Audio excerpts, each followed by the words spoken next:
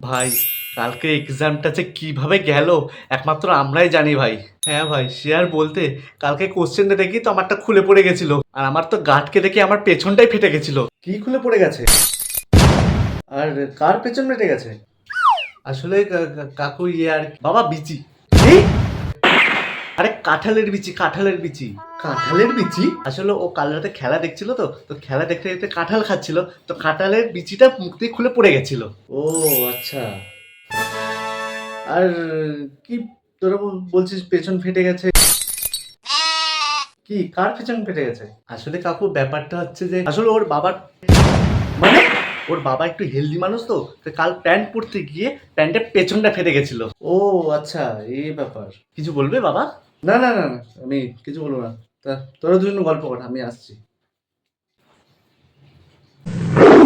এই বন্ধু, কি হয়েছে? কি হয়েছে? আমাদের মাঝখানে আমার বাপকে টানলি কেন? অ্যাটলিস্ট তোর বাবা আমাদের দুজনকে তো বাঁচিয়েছে না? আমার বাপ তো বেঁচে গেছে, আমিও বেঁচে গেছি, কিন্তু তুই আমার হাতে আর বাঁচবি না, শুয়োরের।